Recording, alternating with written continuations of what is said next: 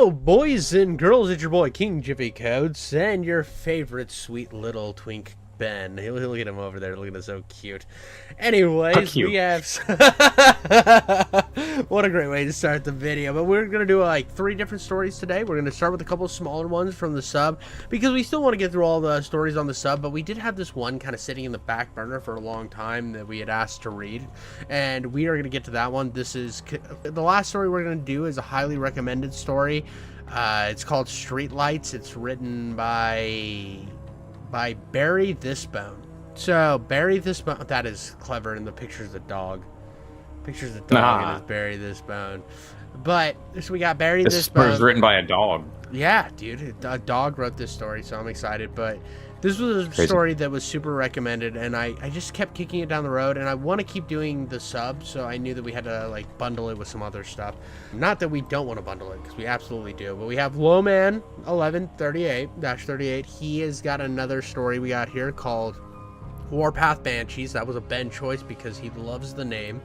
And then The Longer I Stay at This Cabin, The More Fingers I Lose, by Deathlord Gargakthicon. And I think that's the one contender. These two are the contenders for the most frequent posters and the like. I think Gloomy might be up there, like past. Oh, that's right. No, Gloomy. That's right. There's 3. There's 3 of them that are in the running. It's Deathlord, Gloomy, and Lowman. Yeah, that's right. That's right. Yeah, they are our 3 best friends. Constant friends of the channel, and the more people that post, the happier we are, the more stuff and the more fingers we lose. Yeah, and the more fingers we lose. I have a total of 12, and I'm hoping to keep all those 12.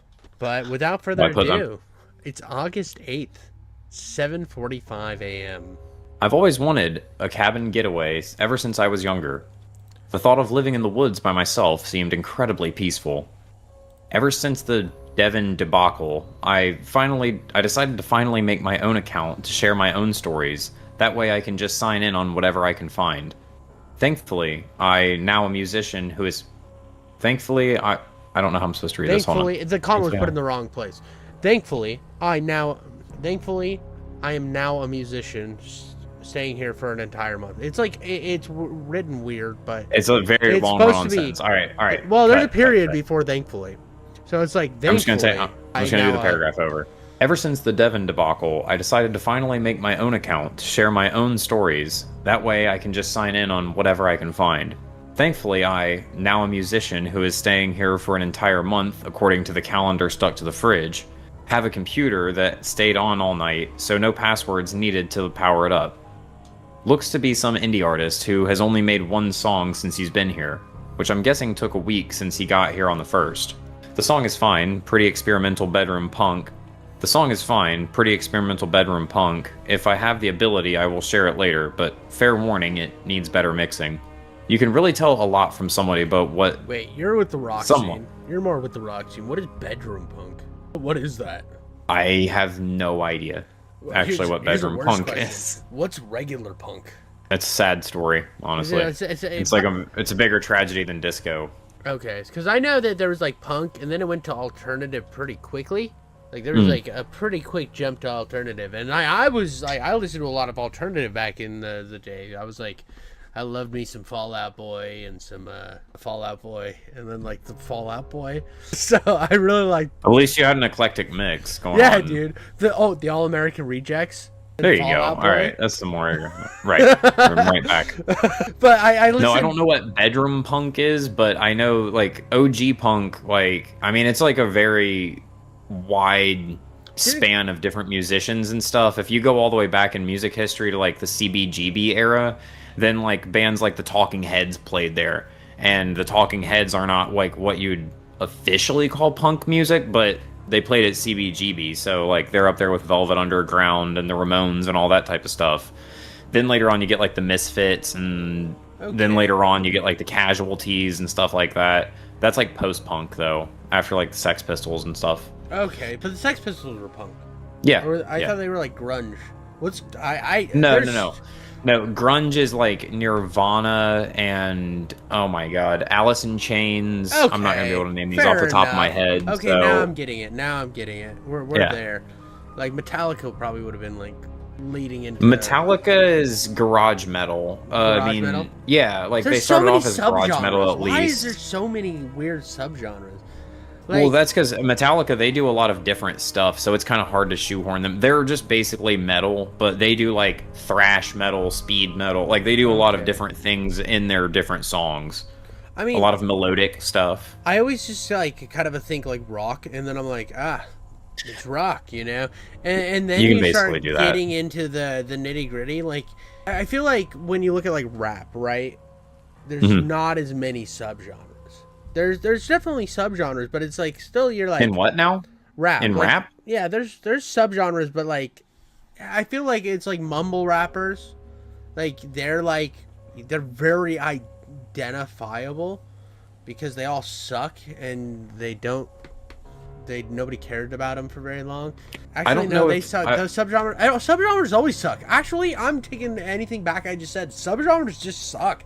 Why are we like hardcore categorizing it so we can feel cooler that we're not listening to our parents' music?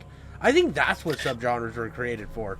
I think that the only reason that subgenres are really useful are for when you're searching for a very particular type of music. That's Like fair. for instance, like I can give like a really like quick example is like for like I really like EDM and like dubstep and stuff like that, but not exactly like the Skrillexy type. I like a very particular subgenre called experimental bass music. Oh. Like so it's got like a very particular vibe to it and stuff like that. So that's useful, but that's about all that I use that type of thing for. That's fair because like I went on a minute there where I only wanted to listen to Celtic rock. Yeah, see right there, exactly. I forgot that I've And that's done fucking that. bass, by the way. That's Dude, fucking cool. Which I used listening to some ironically. I don't know if vlogging- people at home think I'm using that on purpose, but anyway. Ironically? Yeah, Dude, no, yeah. I bass just got is- self-conscious that people think that I'm trying to actually be based. I'm always based. Don't give me that look. No, but he's saying he's ironic to not be ironic. He's being meta ironic on top of meta ironic. He's pulling a Sam Hyde over here. Don't let him fool you, dude. He's waiting for his Quiet, my next little breakfast with Nick Fuentes. Quiet, my little flower. You don't know what I do in my free time. Anyway, bedroom punks. You can really tell a lot from someone by what they pack on a trip, especially if you're staying somewhere an entire month. Not sure if there are any grocery stores around here. We are pretty deep in the woods already, so we're going to have to make do with... Actually, what is in the fridge? Okay, so I just got up to check. In the freezer are frozen foods such as waffles and breakfast sandwiches, yum. And in the fridge are salads, apples, lunch meat, and random leftovers, which tells me he either doesn't finish his food or he's in somebody's house. This dude is just in somebody's house with random leftovers? No way. Broke into his house. That's fun. He broke in. Yeah, this is awesome. Which tells me he either doesn't finish his food or there is a small restaurant somewhere in the vicinity. I don't see anything you would even remotely consider dinner, so I assume he goes out for inspiration and nourishment in the evening. For now, I'm hungry, so I'm going to have some breakfast, and then after that, I'm going to do the dishes because they are piled up, and I hear them calling my name. Dude, he is so in somebody's house. Yeah, he just broke in. He's sopping wet, naked, just like in the living room. The Greased up. He's locked. The other guy's locked himself in a room because he's afraid. He's afraid of the greased up, naked man that's sopping wet, sitting playing his Sega Genesis. And he I think just keeps up and what eating happened. his food. What happened was like the husband walked in first and just walked right past the guy, and he's now trapped in the house. And like the wife was like walking up with like the kids, and she like looked through the window and saw this dude just sitting on the couch watching TV, and she was like, "Kids, let's go." Yeah, and now it's just like the dad is just trapped in there with him. He's pushing 400 pounds. He's just sitting. He's like, he's got like the big man boobs that like if you put a hand in there, you lose your hand type depth of girth. And he's got the balding hair, but he keeps growing it out because this is the last chance to grow it out in his mind. So he's got it ponytailed up with the gross neck beard, like a thin, wispy little skullet going on. Hell yeah. He's got a skullet. He's got a skullet in the neck beard, and the hair the hair's different colors because of the amount of grease between the two. And just sitting naked on this couch. The guy was like, I'm going to go into my bedroom and play some Xbox. And as soon as he gets into his room, He gets a text from his wife, "Honey, you need to leave," and he's like, "But I just bought Metal Gear Solid Delta." He's like, I just took my pants off and the game's downloading. Yeah. And she's like, look in the living room, and he creeps downstairs in just his socks and like shirt. He just like He's looks. he's just Donald ducking it around the house. He's like, he can eat my leftovers. I got Metal Gear Solid Delta to play, so. He's already in there on the leftovers, man. He's going straight up. Yeah. August 8th, 10:50 a.m. I don't know how else to say this, but I lost 2 fingers. As I was doing dishes in the sink full of water, I felt something prick my hands. When I tried to pull back, it felt as if something grabbed me, and then proceeded to reel me into the loud garbage disposal as I attempted to oppose with all my strength. Ow. Once I finally felt a release, I looked at my hands. My pinkies were gone. I didn't feel pain. That answers that's why I looked all confused. I was about to be like, what? And then okay. But like, I didn't feel pinkies. pain. But how does he lose both pinkies in the garbage disposal? Now he's just got like kind of like flipper hands. But yeah, going on. He still has these. I can't really do it, but he still has these, bro. So he went to he can't balance. He was cleaning dishes, and the garbage disposal somehow yanked and scooped. He yanked and scooped these pinkies in to get the garbage disposal to eat it. I think that it was something else. I don't think it was the garbage disposal. It says it felt as if something grabbed me and then proceeded to reel me in.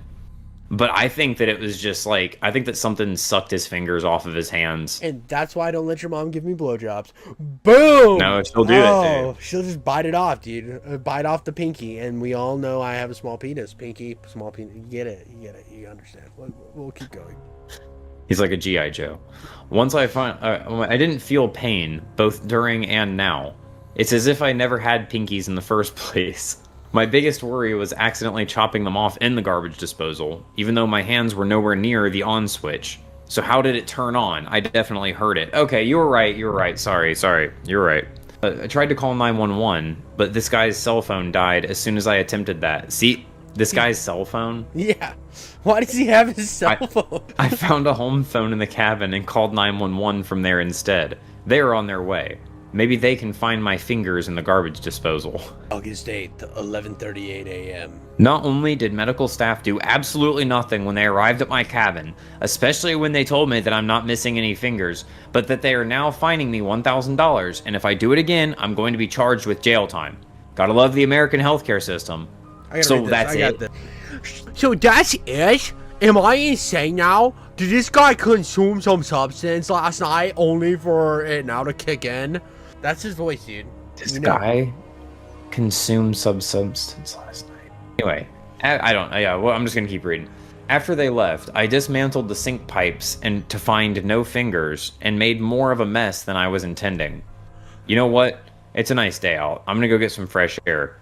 Maybe if I'm feeling adventurous, I'll jump in the lake.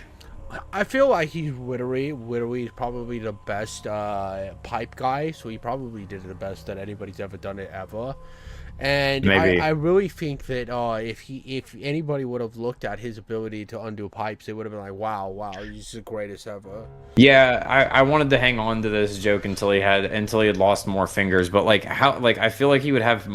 Like, how was he typing this proficiently? Yeah. And doing plumbing while missing fingers? Like, of course he's going to end up making more of a mess. Well, he only lost the pinkies. You don't really use the pinky too much for typing. You say, I know you can, but I actually don't.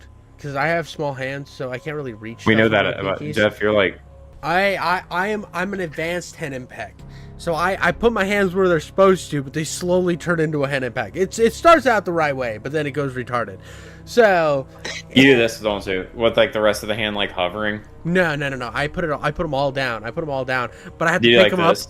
I have to pick them up and then tell myself, okay, ring finger to W. Okay, got it. Oh, up. Middle finger to E. You know what I mean? I have to like pick it up and check every time I type. It's really bad. Gotcha. It's really bad. I was never taught in school how to type. I'm too old. I'm ancient. You got to remember this. So. How old are you? 86 years old. Okay. You're up. August 8th, 12:26 p.m. Question marks. No, one back. Oh, I went too far. Oh, yeah. August 8th, 11:48 a.m. How did I lose another 2 fingers? All I did was jump in the lake. The weirder fact is, I knew there was fish, but after But after I jumped in, I felt a prick on the side of my upper body, like a fish bit me. I didn't know how fish could do that besides piranhas, but I can assure you there are no piranhas in that lake. How the fuck would he know? What I can't assure is how I lost my ring fingers. The bite was on my body, not my hands. I immediately swam to the shore as soon as I felt pain. Examining my body, there were no marks on my side, but my ring fingers were gone. No pain on my hands, only on my side. I'm getting out of here. Alright, August 8th, 12:26 p.m. Question mark, question mark, question mark. I was driving for hours. How has it only been 40 minutes? The dashboard clock, last time I checked, was at 6:48 p.m. Maybe the clock is fast? Hold on, let me check again. No way. I just checked the clock again and it's 12:26 p.m. But I saw it move. I didn't even change the time of that clock, I swear. The forest feels like it never ends, and attempting to drive out of it seems impossible now. I can't explain it. I just know. So I'm stuck here. I could try walking, but for one, I'm exhausted, hungry, and still processing everything that's happened today. And I also saw bears as I was driving, so don't really feel like going out right now. I'm going to eat and regain my strength. Gotta worry about the bears. They're not as bad as This the dude wolves. is straight up but... he's driving like a dinosaur, like would hold like the steering wheel. Like, what the anyway. I mean, to be fair, I usually just like grab the steering wheel, or I just like hover my hand, and then I do like the swing, and then the swing. So I don't actually use my fingers much for driving. You're too busy typing. Yeah, too busy typing. Too busy typing. It's an issue. I have to look and check, but You've got like your just full laptop out on the passenger seat, and you're just like tap tap tap tap. Exactly. And dude, for a 6-hour drive, I might write 2 sentences. On that. Get like an email in. Yep, exactly. August 8th, 12:53 p.m. Middle finger's gone. Only 4 fingers now. I tried to drink water and felt it get heavier out of nowhere. Now my water is on the floor. Why is my water cursed? It's not cursed. You just don't have hands. August 8th, 1:08 p.m. Someone suggested coconut water. A sports drink in fridge. It had coconut water in it. Drank it. Lost index fingers. Only thumbs. Dun dun. August 8th, 1:16 p.m. I'll read this last one. I'll give you a break. Okay. Yeah, I get you. Okay. We are about to do the thing where I click the voice. The text, and we're going to try this because I don't feel like typing because I barely can. So I'm going to take a shower right now because I think I'm dreaming. I think it's a nightmare or something because of that, I'm not going to do this. This might kill me. I'm literally doing a voice thing on Reddit and posting it as soon as I can. I'm not going to edit this because I can't, and if I die again, just know that you should really be thankful you can move on your own volition. Be thankful for that. You have these things at your disposal that you always forget about. You really need to cherish everything that you have in your life and know that even though I'm not actually going to die every time I deal with this, it is not easier. So I'm going to take a shower and we are going to see how this goes. Okay? So now I'm turning on the water and oh no. I'm losing my thumbs! I'm losing everything! My body is melting! I got to click this with my nose! Okay, wait! Why is this going? No! I forgot! Do I forget to say these things? I forgot to pause! Wait, hold on! Let me throw my arm at the phone and hopefully it will stop! Fucker, that was awesome. That was so good. Okay. I gotta click this with my nose and only thumbs and shit like that. Dude, this story was awesome. So, I read this one before, and I'm gonna be nice to Dark Lord or Death Lord Gargothicon because he has had some good stories on here. This one wasn't one of my favorites, but what did scare me about it, do you have dreams where your teeth fall out all the time? Yeah. Yeah, that's... Not all the time, but I have had that as a recurring dream. Yeah, you know what I dream, mean. A reoccurring dream where you're like talking to somebody and then your tooth feels loose. So you pull that tooth out, and then all of a sudden you're pulling another tooth out. and then you're like scared that you're gonna swallow a tooth in the dream. And I think we've all had. Usually, it's that my teeth are dissolving, like very rapidly. No, mine are always yeah. like loose, I'll look at them, and they'll be like normal teeth, and then like I'll feel them, and they'll feel like they're like shrinking, and like I'll look at them again, and they'll be like tiny little teeth and stuff. Like nubs, like those little crackhead nubs. Basically, yeah, and then those will start falling out and stuff. Yeah, it's fucked up. I think the idea of body parts going missing is a terrifying concept. Like you're losing your stuff. I just think in the like application of this one, if we're gonna be a little bit like not a little bit mean in it, I think that the way it's written comes off very Reddity and funny.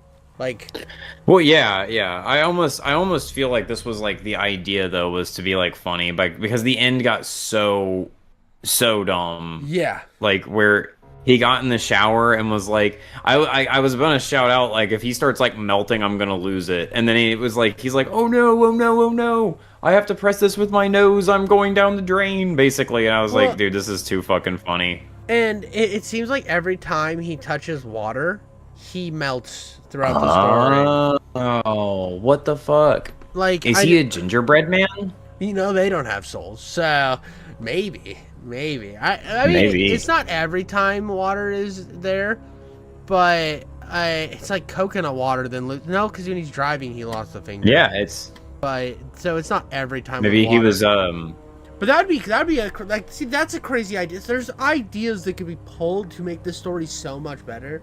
Like if you woke up one day and were like allergic to water where it was dissolving you, that's pretty scary if it's that is concept, because we live on our word. We're literally made out of water. Also, the X-Men movie when I was a kid, one of the scariest things that like messed me up was that guy dissolving, like turning the congressman. I don't remember. You don't remember the congressman melting? They injected him with something to make him a mutant, and he just like dissolves. Oh, that ruined me as a child. It wasn't even that scary, but it was very scary. He like slid through the bars. Oh, God, it messed me up. But this is probably my least favorite Death Lord Gargothicon story. I think it's funny, but it was funny. It was. That was a good warm up. I also think it's funny how he just goes into a thing like, make sure to remember all the things that are great in your life, and don't take it for granted. That was so weird. Very Hallmark at the end. Very Hallmark. Don't worry. Well, he got a lot out before he fell apart the rest of the way. Well, you know, he's just like a chicken nugget, like sitting on the, like he just has like no arms and legs, and he's just like chilling in the shower. It's just a head. And his nose fell off. Yeah, just a head. The head. That would be circling the drain. We'll never know. But after that, we have to get into Warpath Banshees. Are you ready to do some Warpath Banshees? I am ready. All right. Einstein's theory on sticks and stones. The bonfire is raging, hungry. So are they.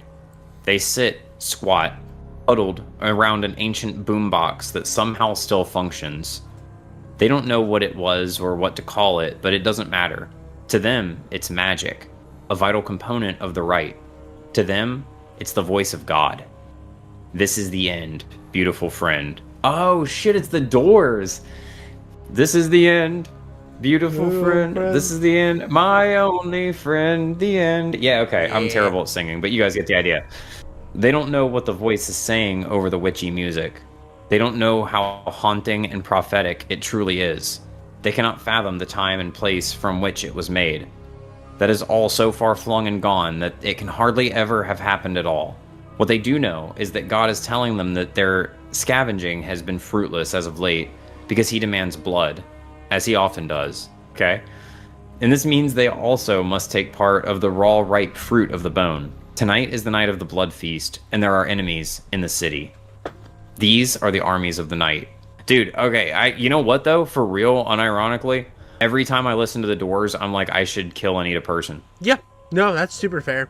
I do feel like I understand that. This is exactly what Jim Morrison is telling you in every song. Yeah, dude.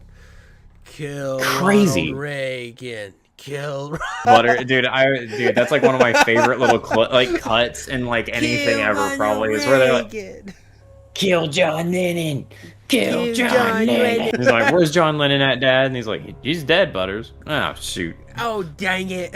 I love. That's one of my favorite South Park episodes. To be honest, They're like, you have to be a real idiot to come away with that, and then it cuts right over to Butters, like finishing the book. And he looks right up. These are the armies of the night. They soldier. They hunt through the decimated ruins of ancient mortar and shattered glass. Vaporized, carbonized human remains stand like twisted, melted statues of a demented and cruel hand. The soldiers recognize their shapes as man-like, but to consider them as having once been living, breathing things like themselves is beyond comprehension. They are twisted black decorum and nothing more, strewn about here and there throughout the city. The boombox is carried, mounted and exalted as it should be. It is the new ark of the new Black Covenant with the last great god. Lost in a Roman wilderness of pain, they are hungry and they reek of sweat and rot and filth.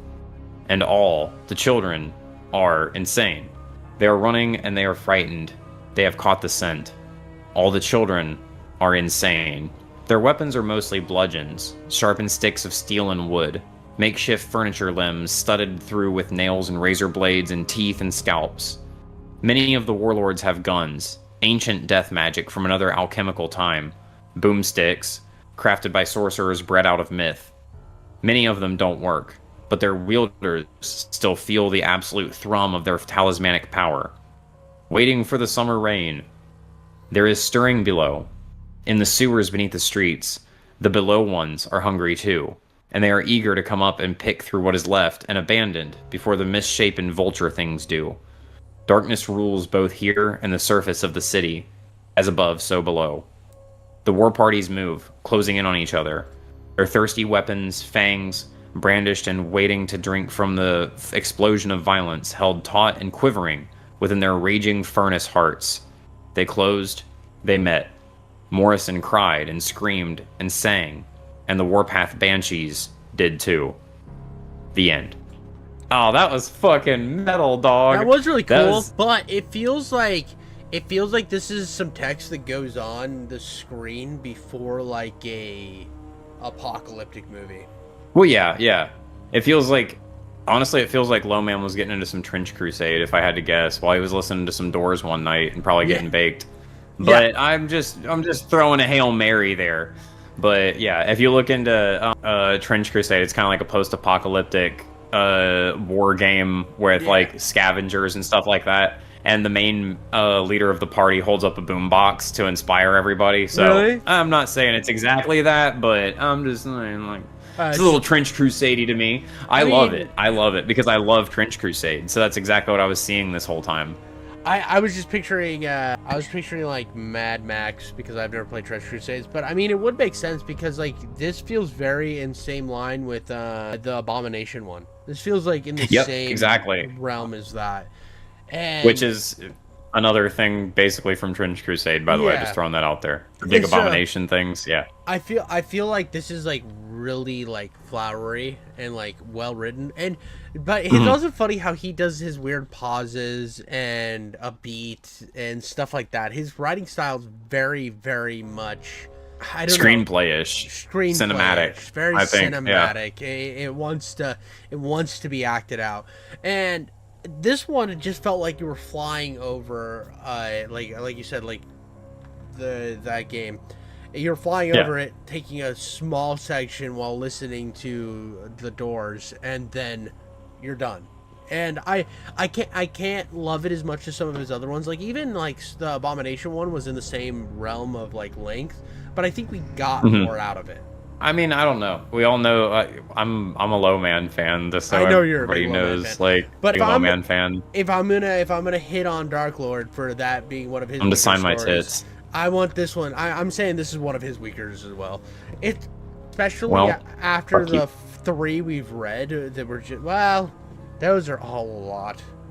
So they still had conclusions though. They had beginning, middles, and ends, and I don't feel like this one had a beginning, middle, and end. I think this is like a proposition. It said this is the end 500 times. Yeah, jump off. Right there at the beginning, it was saying this is the end. This is the end. It's my friend. No, dude, we're not counting that. Get out of here. I want you to put a sounding rod in and then just bang it on your desk 85 times. How'd you know? Anyway. But yeah, that was a fun story from Low Man. We'll give you 3 penis taps for it. You would have gotten 6. 3 big booms. 3 big penis three booms. big booms. Yeah, dude. Let's just turn into the Costco guys. God, I hate them, but I don't hate them at the same time. It's weird. But anyways, now to the big moment, the big mamma jamma, the big story of the night. Written by a dog. Written by a dog. It's his Streetlights. I've been very excited to read this one. Same thing.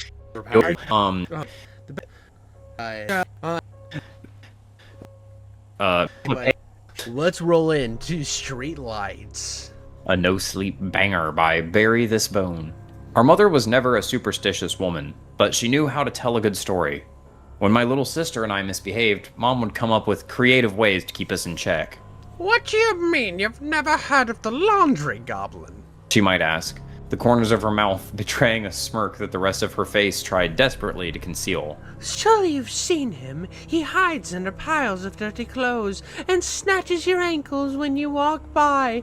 That's why it is so important to put your clothes in the hamper where they belong. She would tell us about the spiders that lay eggs in children's mouths, but only when they forgot to brush their teeth. Once we learned that witches love vegetables. If we didn't finish our peas and carrots, they would come and eat it out of our garbage before the main course. 2 delicious children. Mom's stories were creepy, sure, but always fantastical and full of motherly theatrics. Her hands often turned to claws, her voice dropping several octaves to embody the monster of the week. This mom sounds awesome. I like this. This is how I'm going to be with my daughter, dude. I already told my wife I'm going to just tell her, like, diabolical stuff. Oh, you want to eat your vegetables? Well, you know that there's a demon that sucks souls that lives in the basement, and when little girls go to sleep without their vegetables, he comes and harvests their soul. I'm going to do something you gotta do the claw hands and your voice drops several octaves. You gotta be like, there is hey, girls. Yeah, dude, I can do the voices, too. There is a demon that lives in the basement. And just really scare her. Really, really put the fear of God into her until she turns about 12 and realizes dad's the fear of the vegetable demons. Yeah, the fear of the non-eating vegetable demons. That's gonna be a real thing. That's given it a long time, dude. If you haven't heard of the not taking laundry in organ harvester yet, so. I like how you're going way further with it than the mom in this story. Even from a young age, we knew it was all make-believe, or at least we were pretty sure. No matter how much we would giggle or roll our eyes, we didn't want to risk inviting the laundry goblin into our bedroom. I call him Jeff. So we obeyed. Mom was a lot of things, mischievous and thrilling and loving all at once. She wore her heart on her sleeve, and I think that's why she was such a bad actress. She would come up with new stories and convince herself that she could fool us, but she could never keep a straight face. I think that's why Lydia and I both knew that something was different the first time she warned us about the streetlights. Kids, she said, seating herself at the foot of Lydia's bed after tucking us in. I want to talk to you about something. It might sound strange or a bit silly, but I need you to trust me. Can you do that? We nodded. Mom's expression was serious, but not the faux seriousness that we were used to. This felt genuine. I glanced over at Lydia. Her mouth was curved in a slight grin, most likely out of habit, but her eyes showed nothing but concern. Our mother continued speaking. Well, kids. Well, you kids are getting older, and with age comes certain freedoms. You both have friends of your own, you'll go out and play with them, and I won't always be there with you. And that's okay. A forced smile crossed her face as she patted Lydia on the knee. Now, we've already talked about how you should always be home by sunset. That hasn't changed. However, if you ever lose track of time, I want you to pay close attention to the streetlights. She was like, to the streetlights. She no, paused. She's not doing that. She's not doing that. Oh, okay, true. This is serious. In normal her, it would have been like that. The witch voice I used earlier. It would have been like, if you don't pay attention to the street lights, they flicker and the wicker and the blicker, and then you have people come out of the woodwork with giant dildos and fire ants. You're gonna be a good dad. She paused. Even though I didn't know what she wanted to say, I could tell she was struggling with how to say it. I looked over at Lydia once more. Her grin was replaced by a furrowed brow. If you're ever walking under a streetlight and it goes out, do not turn around. Don't run, and don't make any loud noises. In fact, it's probably best not to speak at all. Just go straight home, lock the front door, and go to bed. Don't look outside, okay? Is this curfew over again? The town, or the curfew town? Yeah, but this is already... Okay. Like, that author even told me that they wrote the curfew thing to be kind of slapsticky. And we read her other story, which was... That author actually reached out to us after we read it because I asked if we could do it. Because we read curfew, and then he doesn't belong to her. Or the one about the baby. Remember the baby one where... Yeah, it was yeah, like, the weird like family when a stranger called. that was banging on the door. Yeah. So that story, I always wanted to clarify. This is a perfect time. The first story we read, that was one of the first stories she ever wrote, or they ever wrote, and they were really happy with how it turned out. It was perfect, and they got a lot of attention, and they did exactly what I said they probably did. All the questions they threw into a new story and over explained themselves. That's why I never considered that second part to actually be a part, even though the dad was like, "Hey, look at this! I found an entire envelope of That was fucking evidence." hilarious. That was so funny. But the other one, the past curfew, was I guess just like a fun little writing. Like, yeah. Like, it would be funny if I did this and this and this. I think this one already has like genuine concern and fear. It's not like the mom going and hanging themselves in the garage like because the sun sucks so bad. This one I actually feel like already has this bit of fear for me. It's just like the seriousness of it, the going from the jokey to like explaining how the mom is normally, that pre-context to now build the character more and set the scene of tension. I think if it does go in that same direction, I already think that it's in a better like route to do it. Gotcha. I think so too. This is very reminiscent of the streetlight story 100%. or the curfew story Curfew, to me, yeah. with the werewolf thing or whatever the fuck it was. Wondering where she was going with this, I let out an uncomfortable chuckle. This is not a joke, David. Our mother was staring daggers at me. I pray to God it never happens, but if it does, you make sure you don't look behind you. Swear to me you'll do exactly as I say. We nodded again. Any questions? Mom asked, looking back and forth between Lydia and me. We shook our heads. I think we each had plenty of questions, but no idea where to begin. Mom read us a story from one of our favorite books and kissed us on the foreheads before leaving the room. Lydia and I whispered back and forth late into the night, talking about streetlights and asking each other all the questions we should have asked our mother. We speculated about what could be lurking in the dark and why we weren't allowed to look at it. We cracked a few jokes about some of our more ridiculous theories, the booty poker. Though we forced ourselves to laugh, I know neither of us really thought it was funny. Booty poker. Our conversation eventually gave way to an uncomfortable silence. That's hilarious. Our conversation eventually gave way to an uncomfortable silence. David? Lydia said after a few minutes. Though she only had said my name, I could hear the fear in her voice. Yeah? That was weird. Yeah. I don't know if Lydia got any sleep that night, but I know I didn't. I stared at the ceiling until the glow of the streetlights outside our bedroom window gave way to the break of dawn. Life continued on as normal for a while. Mom went back to her ridiculous nighttime fables, but every now and then we were subjected to another warning about the streetlights. The tone was always the same as that first night, but our fear gradually dissolved. It was just another routine to remember. Make your bed in the morning. Don't watch TV past 7 p.m. Don't look behind you if a streetlight goes out. Lydia and I also became more comfortable asking questions. What if the light flickers out? What if the light just flickers and comes back on? Don't risk it. Come straight home and don't turn around. What happens if we turn around? Don't. Several months passed before these rules were put to the test. Halloween was always my favorite holiday, and my mom had surprised me with a Ninja Turtle costumes. I like a sweater and a rat. What? It just dissolved there at the end into something else. I said sweater and the rat. The rat. Oh, the rat. Yeah. I got you. Anyway, costume that we couldn't afford the previous year. Lydia had insisted on dressing up as Chewbacca, despite the costume store cashier's insistence that she would make an adorable Princess Leia. Fucking creep. Mom took us trick-or-treating. That's a really weird fucking thing to say. Like, we all know. Princess Leia. I think actually you would make a really good Princess Leia. We have these costumes here, kind of boring. I would grab it for you, but I don't have any fingers. Yeah. What a creep, bro.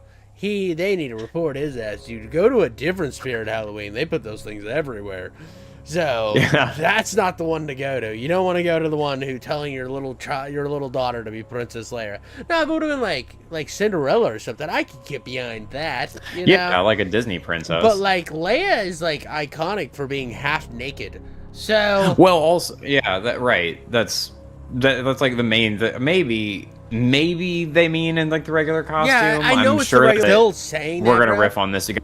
Freakazoid. Yeah, dude, I don't care if it's he's meaning the main costume. He's still Yeah, being a because creep. the mom is taking them trick or treating. So Yeah. like, We know what Just don't remark. costumes they sell for the kids, but still don't suggest that one. That's the one you look at, you're like, Plus- nope, I'm gonna go different princess. plus, yeah, dude, if a little girl walks up to you and she like slaps a Chewbacca costume down on the counter, there is no other proper response than involuntary belly laughter while you ring it up, Yeah, and you're like, dude. that's an awesome fucking kid right there. Yeah, you're gonna be a great Chewie. I'd be like, do the growl, do the growl. Yeah, exactly. I'm not You gonna should be like, like work on it. You would be a nice Princess Leia. no, dude, that guy needs a new job where he stays far from people. Yeah. Mom took us never mind. Mom took us trick-or-treating that night, as she did every year. She told us that we had to stay in our neighborhood, but I begged and begged her to take us to Willowbrook Lane, right next to Briar Rose Drive. Please, Mom. I said. I think I literally fell to my knees, as any dramatic 8-year-old would. They give out the best candy. As soon as Lydia heard this, she joined me in begging. Our mother finally relented, but only on the condition that we would return home by sunset. Oh, so now she's just like not going? Yeah, she doesn't trust these other That's neighborhoods. awesome. Dude, no helicopter parenting. Fuck yeah. Unfortunately for us, the rich folks on Willowbrook Lane had caught on to their reputation. House after house, we watched as the local kids in their undoubtedly expensive costumes received candy bars as big as their faces, while we were lucky to get more than a piece of hard candy that you might find in a retirement home. Mom noticed my disappointment and reluctantly agreed to travel down one more block. Oh, okay. Than we had originally agreed upon. It finally felt like our efforts had paid off when the nice old couple at the end of the road brandished a basket full of king-sized chocolate bars and told us each to take 3. This is so bait, dude. The Yeah. old people are the fucking villains. 100%, dude. They eat children. They bake them like a roast, dude, so that they get Laundry all the Goblin. choices. Yeah, dude. It's Laundry Goblin and Trash that- Witch. Trash Witch, exactly. All right, guys, it's time to head home. What do you say? Our mother called from the sidewalk. We both let out the most enthusiastic Thank you. of our childhood lives. Lydia, unable to contain her excitement, began to skip back to our mother before losing her footing at the edge of the front porch. Her knees met the concrete sidewalk below. She was silent for a moment before lifting the furry legs of her costume and seeing blood trickling down her shins. Then she let out a wail. Mom rushed over immediately, as did the elderly couple. The man retreated inside. Dude, if she just let out a Chewbacca wail, the man retreated inside to grab some band-aids, while his wife stroked Lydia's hair and told her everything would be just fine. I could tell she wasn't seriously hurt, but I hated seeing my little sister in pain. After a few minutes of waiting, the man returned outside. I lost where I was. Right here. I'm sorry. I'm so sorry. He said, I think we might have run out. I'll check with the Martins next door. I'm sure they have some. oh, now they want to get all, like, they give them all the candy bars, and now they're like, what, these poor motherfuckers need Band-Aids now, too? Like, they expect food and health care? Mom glanced at the Disgusting, sky. plebeians. Yeah, the plebeians. He's like, you've got blood upon my smoking jacket. You little hairy girl. Mom glanced at the sky, then at her watch. No, really, it's fine. Thank you so much for checking. We need to get home now anyway. It's just a couple of scratches. They've got 3 kids of their own. I'm sure they have plenty lying around. It'll just be a No! Our mother replied curtly. Thank you. Really, we need to go. She grabbed us both by the wrists, and we started making our way. She's just dragging the daughter, and we started making our way in the. That's not really a Chewbacca noise, but that's the best I can do. Without a word, Mom hoisted Lydia onto her back. Wait, no, I skipped a part. Started making our way in the direction we had come. Yeah, she's dragging the kids. Lydia used her free hand to wipe away the tears as she continued to sniffle. Very un-Chewy behavior. Mom's pace became more frantic as we walked. I knew we should have gone home. I knew we should have headed home earlier. I knew it. Mom! Lydia cried out. I can't go this fast. It really hurts. Without a word, Mom hoisted Lydia onto her back and began walking even faster. My short legs were moving twice as fast as hers just to keep up. I could see the panic in my mom's face as the sun started to fade behind the treetops. When we were roughly halfway home, the streetlights finally clicked on. Shit, She said. shit. I hadn't heard Mom curse in ages. I thought about playfully calling her out, but I realized it wasn't a good time. How much further? Lydia asked. 10 minutes, maybe. I don't know. Just as Mom replied, the moment we had been prepping for arrived. The streetlight over our heads flickered a few times, then shut off with a hum. I stopped in my tracks, and she yanked me forward immediately. Turn around, heads forward. Everything will be fine. We walked for another minute or two, and I quickly realized that we were alone. Our neighborhood wasn't very densely populated, but it was still unsettling that no one else was in eyesight. It was Halloween, and the sun hadn't even fully set yet. As we made the final turn onto our street, I heard footsteps approaching from behind us. Mom, I said. I'm scared. It's just another family. She said. Just keep looking forward.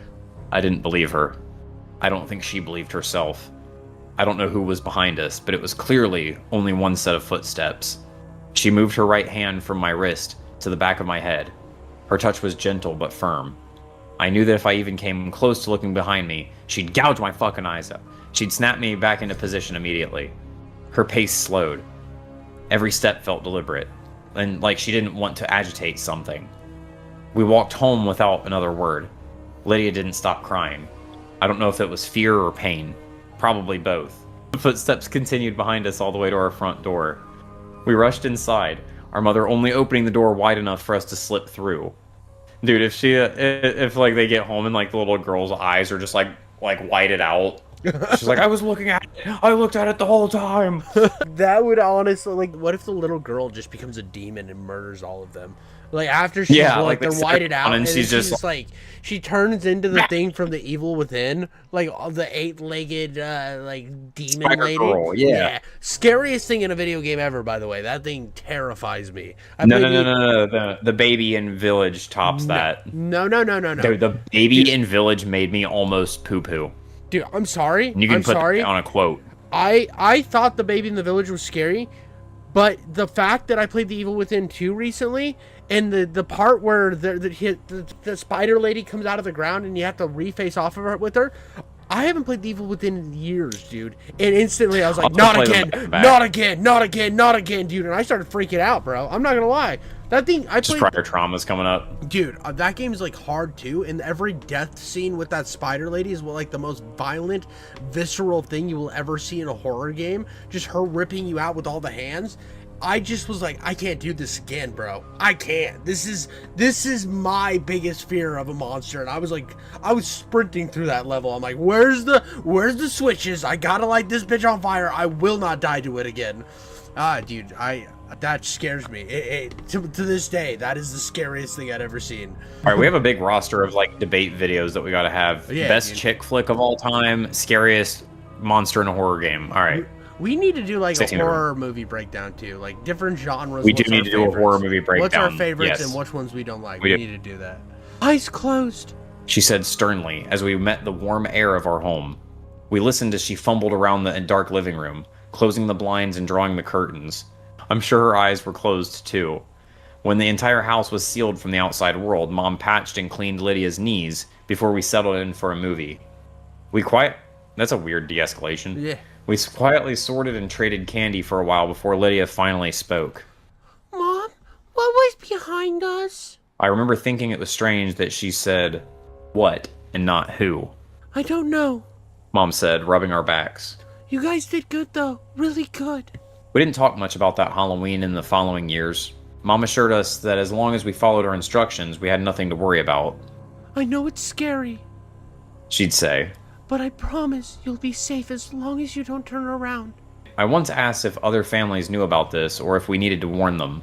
She told me that, as far as she knew, it was something only our family had to worry about. I was wondering about this. I asked her if anyone had ever turned around. Yeah, She said, refusing to meet my gaze. what happened to them? I wish I knew. When I was a junior in high school, Mom got a new job and we moved to a bigger house on the other side of town. Lydia and I no longer had to share a bedroom. Well, I mean, when they were He shared a bedroom until he was a junior in high school? That's rough, bro. That is pretty rough. Pretty rough. Tell me. Yeah, in my head, I was like, when they're little kids, it doesn't matter. But, like, they in Greenbow, Alabama. Perfect cut in, dude. Actually, this is gonna upset the Oregon people. There was a statistic that was like cousin sexers and by different state. The Oregon has the highest. Really? Yeah. That's strange because one time I saw is Alaska still far up there? Yeah. Last time you saw? Okay, yeah. I think Alaska used to be number 1 when I looked that up one time. Yeah. No reason. No, just unrelated. Well, yeah, it's the Alabama thing. It's always the Alabama thing. I know you probably had sex with your cousin, but it's always, for me, it's always like the curiosity of Alabama. I'm like, is Alabama really that bad? And they're not as high in the runnings as you think they are. Poor Alabamians. My cousins are all mostly dudes that look just like me, so of course I've had. Anyway. Yeah, you were like, you were looking pretty hot today there, Ben, too. You're all named Ben. It's We're like all by named age. Ben, after our daddies before us. We all are the councils of Ben. We all have sex with each other. That's how we decide things. Anyway, so this guy, the most terrifying part of this story so far is that this David here has been sharing a bedroom with Lydia up until he's a junior in high school. Yeah, we're going to ignore that right now. Tended to be about that. I missed our Wait, what the fuck? Lydia and I no longer shared a bedroom. I pretended to be excited about that, but I missed our late night talks. I wonder if she did too. I was athletic enough to join the... I mean, it's normalized for them, so they just, like, went to bed, and then they would, like, talk. Oh, because they're in Greenbow, Alabama. Greenbow, Alabama. And they used to, like sit in different beds and, like, talk to each other. And then, could you imagine, like, living your whole life, and then all of a sudden there's nobody else in your room, and you're just sitting there in the quiet?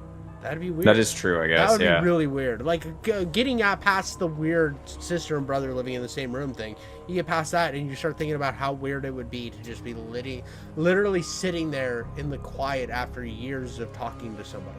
I've only ever been in this room, so... Yeah. Well, we know that. I understand. We and you are both celestial beings stuck in perpetual zones of terror. Yes. Constantly ebbing between pleasure and pain. I was mostly pain. I was athletic enough to join the high school football team, but not athletic enough to ever actually play.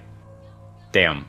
Lydia, now a high school freshman, was poised to become a star cheerleader. I think we both tried to stay close, but we inevitably grew apart as teenage siblings often do. One Friday night in late October, my friend Simon stumbled toward me in the locker room after a home game against our rival school. He was grinning at me, but also looking right through me. You see that fucking catch, man? He asked, swaying side to side in a way that was almost imperceptible. Coach said the college scouts would be here tonight. He pointed both of his thumbs toward his chest. Your boy is going pro one day.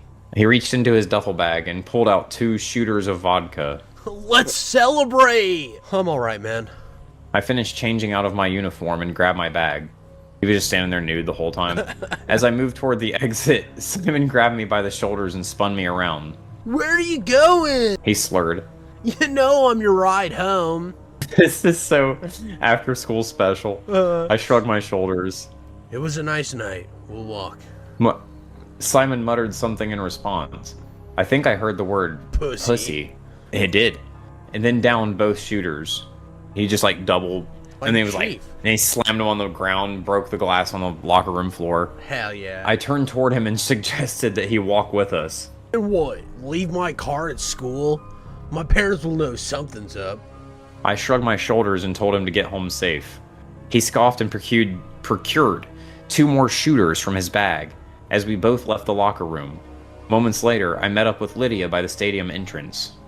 Our ride fell through. I told her, not slowing my pace. We're walking. Lydia jogged to catch up with me. She anxiously glanced at the night sky and the illuminated streetlights overhead. What do you mean? I don't think it's a good idea. Simon's drunk. I told her. A wave of concern washed over her face. Can we ask somebody else? She begged. We're less than 2 miles from home. We'll be there in 20 minutes. It's not a big deal. We walked for a moment in silence. Do you remember that Halloween? She asked. I laughed. Yeah, I remember. I remember Mom had a couple of drinks herself that night.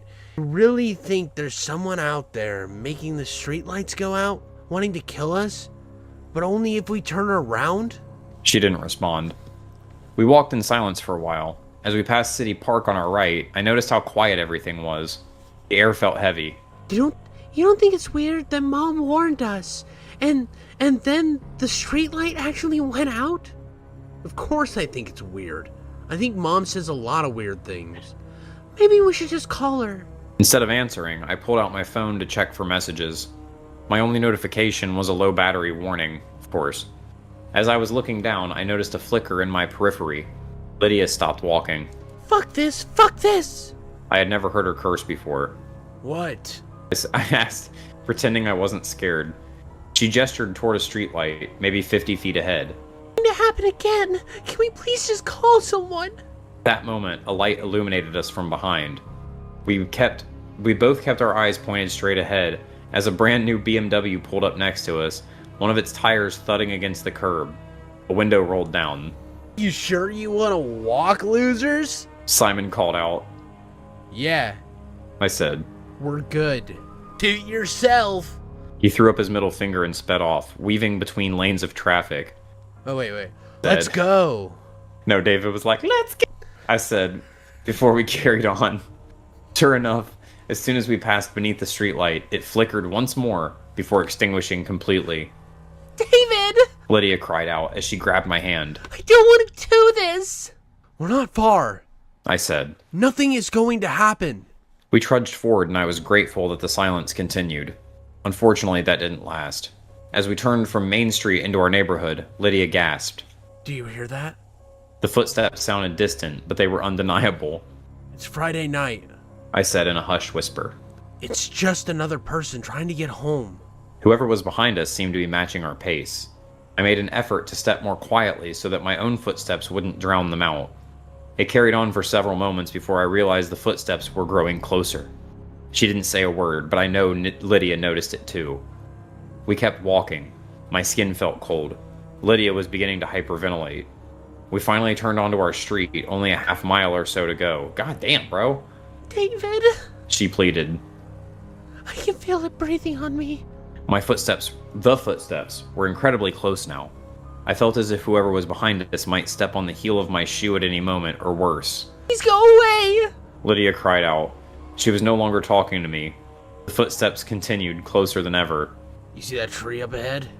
I asked, gesturing to an imposing willow down the road. We passed that. We're practically there. Round the corner, and we can see our house. Sleepy then. Just as I thought about calling 911, or our mother, or anyone, my phone buzzed in my pocket. I knew what had happened, but I retrieved it just to confirm. It was dead. Lydia? I asked, trying to keep my voice calm. Hand me your phone. She didn't respond to my request. Instead, she started sobbing. David, I think it's pulling me. It said lightened. Hell yeah. I tightened my grip around her wrist. Survival instinct kicking in already. Yeah, bye, bitch. Nothing is pulling you. We're almost home. Just keep looking forward. Her sobbing continued. She shouted through tears. She was gasping for air at this point. What the fuck do you want? The final word of her plea echoed through our neighborhood as she broke free from my gasp and spun around. No. I couldn't bring myself to look at her. She's dead, bro. Much less behind me. There was a sudden emptiness to my side where she had been moments before. Well, it just blasted her up in the air. Dude, it I like closed my Postal eyes. 4 when you do the cat litter and Yeah, kicks yeah. them into the atmosphere. Yes, dude. It's Postal Dude. Yeah. I closed my eyes, but didn't dare break my stride. Tears streamed down my face as I carried on toward home. I no longer heard Lydia's labored breathing, her sobs, her cries for reassurance. All I could hear were two sets of footsteps. Oh, that's so fucking funny, bro. Dude, you just joined the footsteps? Yeah. Oh, wait. Oh, no. His and... I think it's his and other the guys. she's I get you. gone, dude. Walking calmly and methodically behind me. It's Lydia. I called out. Are you all right? Please say something. I begged repeatedly for an answer as I made my way home, but my desperation was met with silence. My followers carried on by. It is 2 sets of footsteps now. yeah. It's Lydia's in the skies. That's so fucking funny, dude. Matching my pace and refusing to say a word. This isn't funny. I shouted. Yes, it is. Though I knew no one was joking. After a few minutes that felt like hours, I breached the threshold to our home and slammed the door behind me. I closed my eyes and fumbled through the darkness to ensure that the blinds were closed and that I wouldn't be exposed to whatever was outside. I immediately plugged in my phone, Zoomer, into its charger and tried to call Lydia as soon as it returned to life. Straight to voicemail. What's going on? My mother had emerged in her nightgown, a glass of wine in her hand. Where's Lydia? I searched for the words, but they wouldn't come. I gestured toward the door, shaking my head back and forth. I'm sorry. Was all I could say through my tears. The realization set into her face almost immediately. She turned around. She asked. Turn around every night and day. Lydia got sucked into a dog Ford. Turn around. Dude, I love it. I love it. I stared at the floor beneath me, not saying a word. She fell to the floor, and so did her glass of wine. Oh shit. Shattering at her feet. Party foul. She covered her face with her hands and let out a scream. To this day, I've never heard anything like it. I wanted to hug her, to hold her, but I was frozen. My mother pounded the floor with her hands until blood dripped from them, shards of glass protruding from her palms and knuckles. What do we do? I finally choked out. She's gone, baby. She answered. She's gone. We held each other and cried through the night. She made me tell her everything. Actually, hold up one second, man.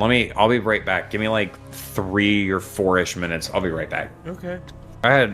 Sorry about that. I have laundry down in the basement, and I just realized I have to go change that over because I have to go to bed like almost right after this. So.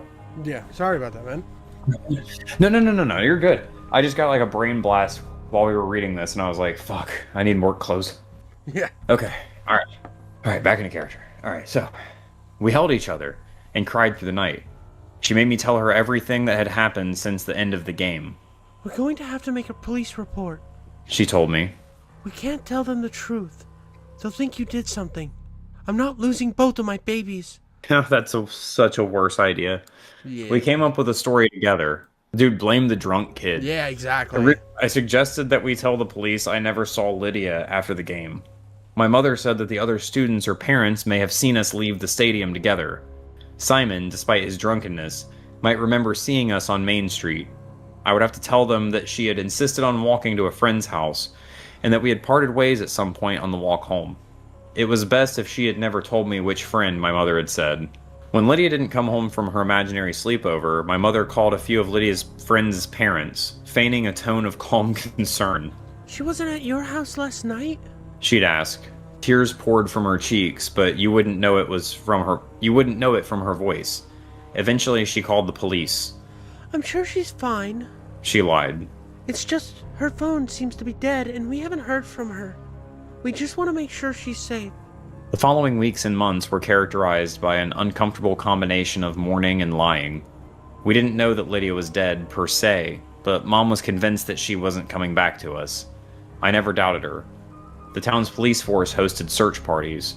We showed up, feigning enthusiasm and hopefulness, knowing that all of it was for nothing. Behind closed doors, my mother and I wept as we tried to accept the truth that we couldn't share with anyone else. I bet they look so fucking guilty on the air. There was a strange relief when the rest of our town started to give up. The search parties became less frequent until they stopped altogether. I was just happy to stop wasting everyone's time and felt freedom in my ability to mourn publicly. Mom was never the same again. She stopped going to work and started drinking more than I had ever seen. She had to sell the house, and we moved back to our old neighborhood, into a house even smaller than the one I grew up in. She never stopped being my mother, of course. She was physically present for all my major events and ceremonies, but she was never really there. Her whimsy and infectious love of life were gone, and it wasn't just because I was older. I wondered if she wished she was dead. I graduated high school and got into a good college. Decent grades, a mediocre athletic career, and a heartbreaking essay about a missing sister and an alcoholic mother will do that, I guess. Anyway, that's how you got to the college. It gives me the giggles over and over again. I know. It's just like, why didn't he... Dude, did he... like I just keep imagining because it keeps like jumping forward in time and stuff, and I'm like, it never mentions like, and we never once went outside like when it was nighttime. Well, they Like, go wide. nighttime. Yeah, it's just. Well, I actually like that it's jumping the way it is because it feels like, I feel like it's. We read a lot of the stories that would have turned this into a multi-part epic, and I feel like we're cutting to the major events. And that's true. That is true. And like I'm super bought into this because I really the mystery to me is really, really interesting. I don't know if it is for you, but I'm like wildly. I think it's hilarious. Really? I mean, I think it's very scary. I think it's scary, but I also think it's really funny that it's just like footsteps that like walk up behind you, and they're very, very away. close. Yeah, but no, they don't teleport you away. It's that you turn around and then you like disappear from the person's like periphery, and then there's two footsteps behind you. Yeah, it's like It Follows almost. That's it's kind of fucking hilarious. Like, yeah, the movie It Follows scared the crap out of me, but it is a very hilarious movie concept. Like, you have to you have to have sex with somebody in order to get this thing to follow them across everywhere. I would die immediately. It was a demon STD. That is all It Follows is, but that movie's terrifying. Oh, wait, okay. I picked up a few bad habits myself in the following years. I drank constantly, smoked way too much weed, and skipped most of my classes. By the time I started junior year, I was on academic probation. I wasn't exactly careful about the streetlights either. Until the night that Lydia disappeared, I had been careful to never walk around after sunset. In my little college town, however, I was stumbling home from bars at 2 in the morning on a regular basis. For over 4, and he's just too drunk to fucking turn around. For over 4 years, the streetlights stayed on. I often fantasized about what I would do if they didn't. Maybe if I turned around next time, I could find out what happened to her. Maybe I could be with my sister again. Foreshadowing. December rolled around. I dreaded going home for winter break. I dreaded the thought of facing my mother and her emptiness. I dreaded the thought of having to hide my drinking from her, though I knew that she would probably be too drunk herself to notice. After finishing my finals for the fall semester, I decided to step out of my comfort zone and go to a house party. I wasn't even invited, but I wandered in and helped myself to punch and cigarettes from friendly strangers, pretending to be a friend of a friend of a friend. I spent the entire night standing in the backyard, smoking and drinking and hardly saying a word to anyone. When the world began spinning around me, I zipped up my coat and started making my way back to my dingy apartment. That's the opposite way I zip my coat when I'm drunk. Well, I zip everything down. Yeah, dude, you get naked every time. You just makes her clothes fall off. Yeah, dude, especially in a stranger's Christmas backyard party. Yeah, no, that's the only place I do it. If I know them, dude, they've already. That's how you get to know them. Yeah, you show them. You're like naked in our backyard. Yeah, exactly. He's the naked backyard guy. Bundles of naked backyard guy. It took me an embarrassingly long time to find my way out of the neighborhood I was in and back to the town's main thoroughfare. I had no clue how much time had passed. I retrieved my phone from my coat pocket to check. Dead, as it often was. It was rare that I found myself on this side of town, but the way home seemed easy enough. Even as inebriated as I was, I knew it was just a few miles down MLK Boulevard. You don't have a brown wife to get away. And my apartment complex would be impossible. I killed Ben. I killed Ben in the middle of this one. Again, dude, let's go. After several minutes of walking, I crested a hill and looked upon a bus stop and a few hundred yards ahead of me. A glass-sheltered bench was illuminated by a streetlight above. The sight was strangely intoxicating. My own little suburban oasis. I decided that I would have a seat when I reached it and pray for the spins to go away. Maybe stick a finger down my throat and purge some of the vodka that was sloshing around inside of me. That plan was quickly foiled as I got closer. When I was about 100 feet away, the streetlight above the bus stop turned off without so much as a flicker. I stopped walking. For years I had convinced myself that I was no longer afraid, that I was too dead inside to care about what might happen to me. I immediately realized I had been full of shit. I was terrified.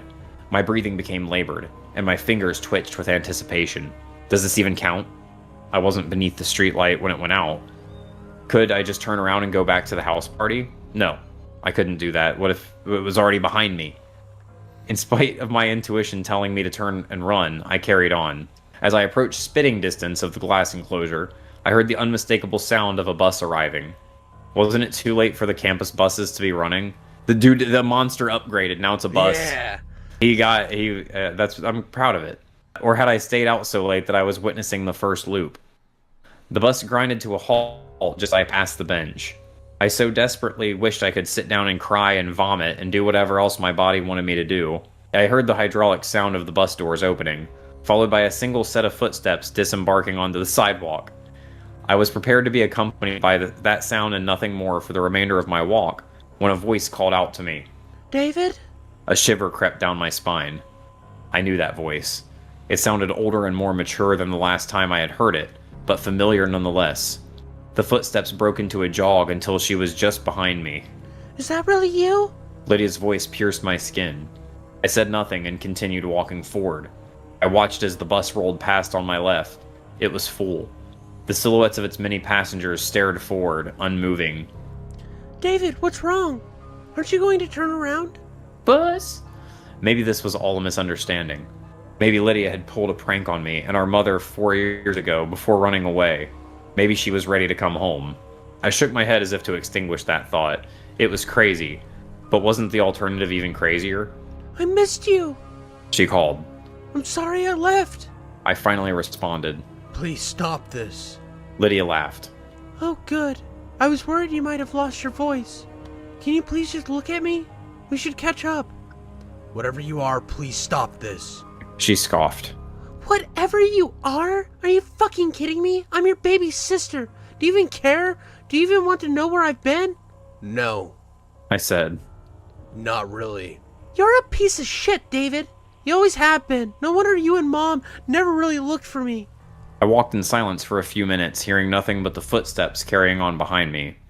I realized that besides the bus, I hadn't seen a single vehicle or person on this entire walk. Even at that hour, that seemed strange. I'm sorry, David. I didn't mean it. I've really missed you. Again, I said nothing. I'm so cold, David. Do you have a cigarette? She asked. You don't smoke. We haven't seen each other in years. How would you know? We were now passing the dorm that I had lived in during my first year of college. I thought maybe I could go knock on the door and find a student to let me in. I wondered what would happen if they saw her behind me. Would they see anything at all? I decided against it. My mother's words echoed in my mind from that very first night. Don't turn around. Mom was wrong, you know. Lydia said. It sounded like she was grinning as she spoke. It's beautiful there. I can show you. I gritted my teeth and squinted my eyes. I know you're not Lydia. Please go away. Who the fuck am I? The voice was different this time, as if another voice was buried within. It's like, then who the fuck am I? As if Lydia was just a mask. Surprise, motherfucker. Yeah, surprise, motherfucker, exactly. For the next... Bitch, I said step over here. For the next 30 minutes or so, my follower continued to beg in my baby sister's voice for me to turn around. Its tone alternated between anger, grief, desperation, and wonder, as if it couldn't decide on a strategy to manipulate me. I finally reached the front door of my apartment. No, just kidding. I paused before turning the key. Are you gonna follow me in? I would love to come in. I opened the door and lowered my head. If I was going to die, I wanted it to be on my terms. I stepped inside and waited. Can I come in? I've been so cold. She said. I slammed the door behind me and fell to the floor, my arms covering my face. I gripped tufts of my own hair and pulled, thinking that physical pain might be a welcome distraction. I breathed a sigh of relief. I made it. Then the knocking started. David, please. You don't know what it's been like. Let me in. You're not welcome here. I'm still your sister, David, please. I called out for my roommate, Nick, before remembering that he had already returned home for winter break. Oh, Nick's gone. You don't need him. You need me. Go away, I'm begging you. Do you even know it's your birthday? What's happened to you? She was right. Happy 21st to me, I guess. I thought about finally trashing my fake ID and chuckled to myself. He's like, I got you a present. You're gonna love it. I was alone in my apartment, but I started to feel as if someone was pulling me upwards, silently convincing me to give her a chance. Would she look different? Would it look like her at all? I pounded my fist against my forehead a few times and stood up before stomping storming into my bedroom. I hastily closed the door and locked it behind me. The apartment was old and its walls were thin. The pounding on my front door didn't sound any quieter from there. It's been 3 days now. I haven't eaten. I haven't slept. I couldn't even if I wanted to. I was grateful to have 2 large water bottles on my nightstand, preemptive measure for hangover control, but those were depleted quickly. I can't leave my bedroom. There's a window inches from my front door, and the curtains are wide open. I know I don't have the strength to keep my eyes closed. Why has no one checked in on me? Classes are over, sure, but someone has to be looking for me. Something has been knocking on my door for 3 days straight, and no one has called the cops or even stopped to ask questions. My phone is dead and the charger is in the living room, you dumbass. My laptop is here, but the Wi-Fi is disconnected. Did I forget to pay the bill? I've tried screaming at the top of my lungs and banging on the wall that I share with the neighboring unit to no avail. I'm so thirsty. Am I dying? He's drinking his pee. I think I'm seeing things. There's a pile of dirty laundry in the corner of my room. Was that there before? I swear to God, I think I see a pair of eyes peeking through it. I can hear my sister outside. She says she came to surprise me at school. I've really missed her, and she says she's missed me too. Feels like I haven't seen her in ages. I think we're going to go grab some coffee in a moment. And water. Lots and lots of water. Nick, if you find this before I get home, don't worry. I'll be back soon. I can't wait for you to meet my sister. If Mom calls, tell her everything is going to be fine. I'm going somewhere with Lydia. Somewhere beautiful. I actually really liked the way that ended. I loved that. That was so good. Oh, dude. It's one of those things that, like, this is one of those stories that, like, I would love to see. I know I say it all the time. I default to the line, but this is one of those stories that I would love to see adapted into, like, a very short film or something like that. I feel like this could be done so well as a short little cinema piece. Dude, this is just like... What do you think it was? I like the comments here too, dude. My favorite one, this is absolutely peak, dude. It's like, now you two can get your mother and all be together. Oh, how I wish this was a series. But like, I don't want this to be a series. I like this the way it is. I actually have a theory that the mom's already gone. You think so? Yep. It's been days and no one's checked on. Like, there's also, like, the little, like, pocket thing that happens, like, where they're not able to, like, communicate and stuff like that. Like, they're like, yeah. But I do think that also... I think that the mom got first. You think so? Like, I think that, yeah. Like, she was, like, all ready to die and stuff like that. And she had resisted it and stuff, but I just have this feeling that off camera... Because the thing seems to have grown more powerful. I think that the mom... I think the mom's still okay, but I think the mom definitely gets got after David. After Maybe David, they all show up. Like the comment said, basically. After David, I just don't think that there would be no... She wouldn't want to live anymore. She'd wanted to take her at that point. I mean, just thinking about, like, how... Like, because, you know, she stayed around and was strong, as strong as she could be for David, but, like, if she's already that much of a mess for David, you know she's done. Like, either she's, like, drinking herself into death or going out and facing it and trying to go wherever they're going to go. I also Slave laundry goblin. Yeah, exactly. I do like the fact that you never see the entity. I like that too. You never know what it is. I like that it kept it off camera or off out of eyesight. I like that when you were there when the sister disappears and all it took was a look. I actually really like that because it shows that she's sucked into the darkness of this pocket dimension. It was creepy because I mean, like, I've oftentimes been walking around at night and then just you hear like somebody else is out walking at night too or something like that, and that's always like a weird moment. Oh yeah. Like when you hear footsteps behind you at night, you get fucking tense. Yeah. If the streetlights flickered out above me too, I would just go into kill mode probably. Yeah, so. Dude, I mean, and the fact that they're not supposed to run either. They're not supposed to. Like we're either fucking or fighting. Yeah. You just turn around, you're like, "Come here, big boy. It's time. It's time for me to lay these lips on you. Let me just, I want us to intertwine. I want us to become one. I want to deeply caress your internal organs with my Johnson. Row, row, row." You know that dude would book it. Or Yeah. girl or whatever's behind you. That's would Sun just try to Tzu. That's book use it. intimidation first. Yeah, you're just like, instead of intimidating, you're just already pants to ankles. Let's do it. I know what you're So doing. that's what, according to your logic from, if this was a game, this would be a very bad game because they didn't just turn around and shoot it, right? Yes. Yes, I like that. I like that. Yes. I was thinking about that the other day. I mean, well, here's the thing. Here's the thing too. Because you could just shoot behind you. You just be like, Yeah, you don't even have to look. Just fire on the Really? only ones We that already deal know. with We it, already and they're know. in a I pocket already knew where you were dimension. going with it. Dude, you know how much scarier it would have been if he pulled a blicky out and shot behind him and it kept following? I mean, he's in high school. Like, Yeah, he doesn't have a he blicky. like, That's what I'm saying. He does have. but like at the same time, like, Okay. see, I think that's also why I like with horror stuff too. I'll give it like a little bit more of a pass, like with stories and movies, because with the game, I just don't like the non-interactivity of it. It's there, but it's not what I want. I like Right, the right. action. I love the action. No, I know. I'm just poking fun. I'm No, not. I know you're not just- calling on you to defend yourself. It is my worst take. Everyone tells me my worst take is I will not play horror games without weapons. And it doesn't have to be a gun. He could have, like, okay, if he would have thrown a rock behind him and the footsteps still no thud, no change, that's scary too. Like, you're trying to defend But yourself. also, no.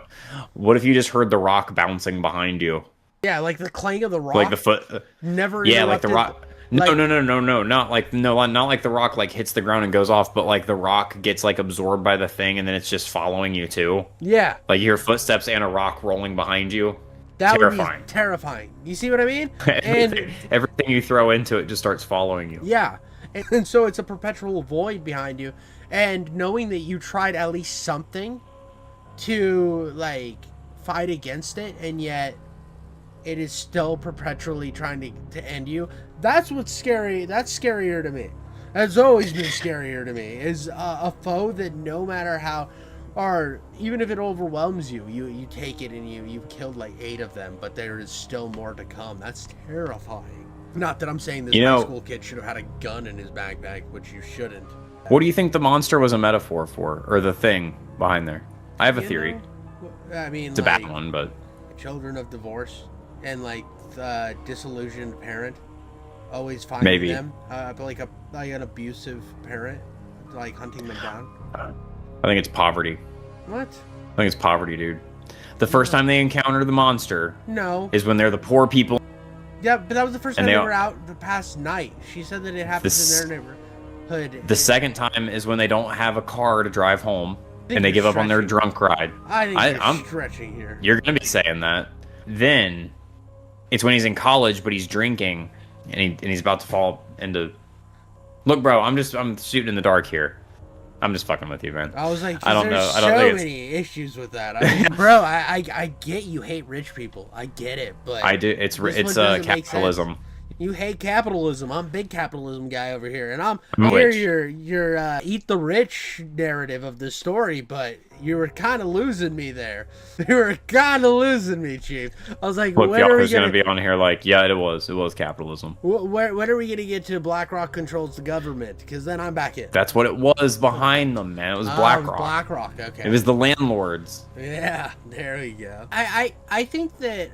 I think that the real power of the story, to be like real though, I think is from the mystery of it all.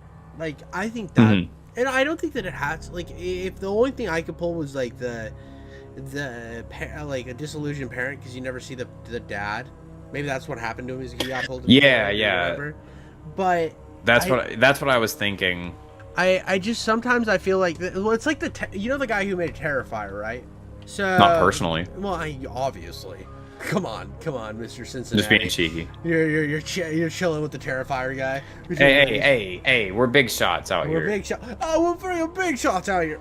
Well, anyways, It's a metro. I remember like there was this big scuffle on the internet between people saying that there was no, like, the Terrifier movies were just slasher movies, that they weren't trying to relay a message or anything. They were just, sometimes things are just what they are. And then there's other people explaining how it was like a deep political meaning behind it, and the people who were saying that it wasn't were just calling them idiots, saying that the politics are like Not everything has to be a Right. metaphor, right?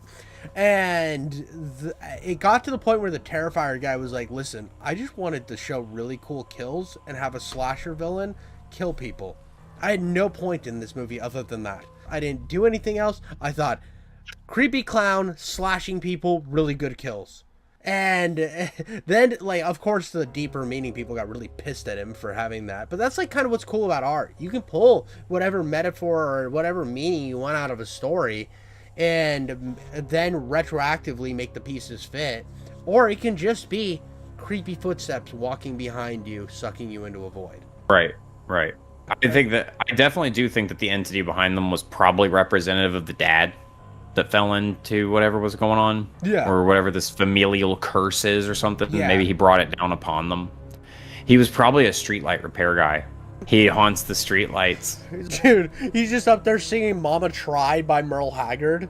Yeah, yeah. And he just gets sucked into the void. He's a good old boy. Yeah. Yeah, he he's fell off on into the Okie void. He's like, boy, I can't wait to get home. Sun's Yeah. going down. We And then, like, don't something like smoke. We don't. He gets down. He's like, And my walk. kids. And just gets sucked into the void. It was his. It's a nice grandma night. I think I'll just patio. walk home. Yeah. Yeah. But I mean, I another thing that I think is really cool is like, the mom as a character is so brilliant. She was well written. She was cool. That was a cool mom. Yeah, I think actually the story kind of like, I like the way you knew he was gonna get sucked in, you know he was gonna be weak or whatever, and then just fall into the same repetitions we've seen before. But watching the degradation of the mom become this like great figure to just degrading into nothing, I think was so powerful, and that's what keeps the story like, for me, makes it so good. Well, yeah, because I guess like Lydia seemed to be like, she was kind of like the heart of the house. You know what I mean? Being like the little daughter and all that type of stuff. That like she slept in the same bunk as her brother for way too fucking long. Like well into puberty. Yeah. And I got hung up on that. I think that was just like a little bit of an oversight on the part of the author, but whatever. Yeah. Like, no, I meant that shit. But anyway, yeah, no, I thought there was really cool character development through it. And I mean, it was like you said, like stuff that we've seen before in there too, but I think it had a really good ending to it. Yeah. With him going insane in his room. The one problem that I have with it is that whatever the entity or the curse or whatever it was, never mind. Okay. All right. So I had this problem. Now I have another wild theory that I'll tell you. So what the issue that I had was that the entity seemed to have been getting stronger and like it could do more, because before it would just follow them home and potentially look at the windows or something like that, because they had to like close the windows and blinds and just turn on a movie and ignore it, but like the next day everything was fine. This dude's been like, a bus dropped his whatever the thing is off behind him that's calling itself Lydia, and then it sits outside of his room for 3 days straight. That's a lot. Like after he gets home and stuff. That's way different than like what he was able to do before. So here comes my theory. That was my issue with it, at least. But now here's my theory that actually makes up for it.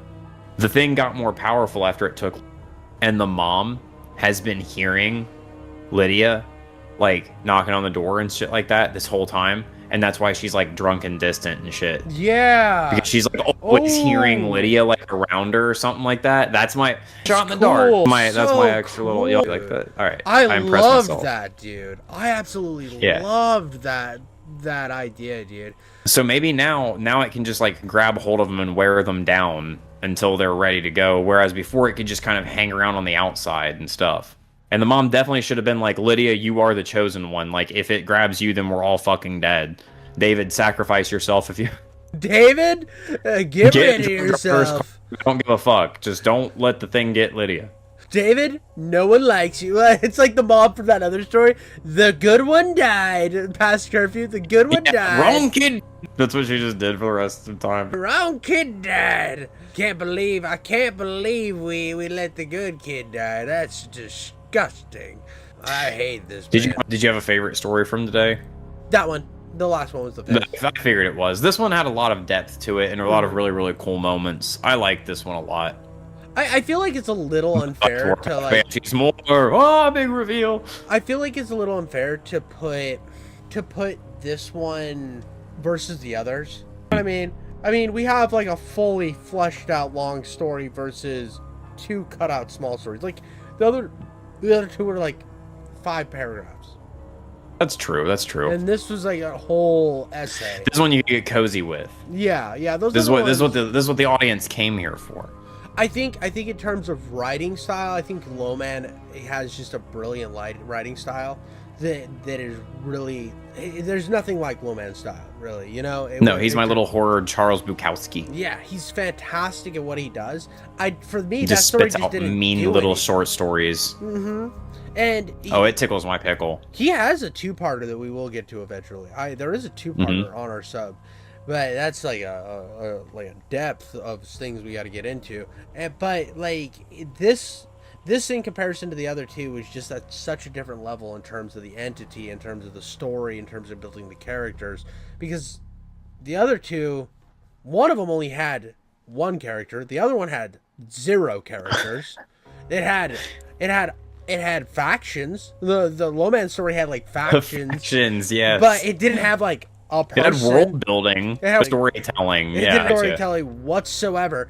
So you look at it, they're just not even comparable in that sense. But I mean, overall, this is the story. This is a full-fledged characters, or not deep characters, but characters with some sort of. There was yeah, you know what I mean. We were able to put a little depth to them. Yeah, Stuff like that. I agree. I think this was definitely the most fleshed out story that we read tonight by far and stuff. I mean, it was the one that like made the episode good and all that type of stuff. Look at me breaking and getting all post production on the audience here. But no, like I like those like short little tidbits so much, man, that rain down, and we're just like, what the fuck was that? All right, moving on. It's like the like us like reading off like the headlines or something. Yeah, we're just like, trench somewhere, there's some fucking people attacking each other and they're listening to the Doors or something. Yeah, that was cool. In a cabin in the woods somewhere, some guy's fingers are falling off. We think he's fat. All right, moving on. Like I just yeah. It's like weird shit like that until we get to the main story. Yeah, the main chorus. But yeah, that was awesome though. But yeah, I don't think we have anything else to add. I think that was a really fun episode. Thank you guys all for stopping by. Nothing for these people. You're swine to me. You're garbage people and we hate you. Yeah, But garbage keep people. Who the fuck subscribing. listens to a horror podcast? Exactly. You should be like smelling roses, touching grass. Touch touching some grass, yourself, exactly. Dude. Touch your grass while you touch yourself. Buddy. Yep. Man grass. Exactly. And don't be scared. But also like, subscribe, and comment. Don't be scared. And come back for the next episode every single time. We know you will. You love it. Exactly. Just keep showing up. But yeah, deuces. Bye-bye.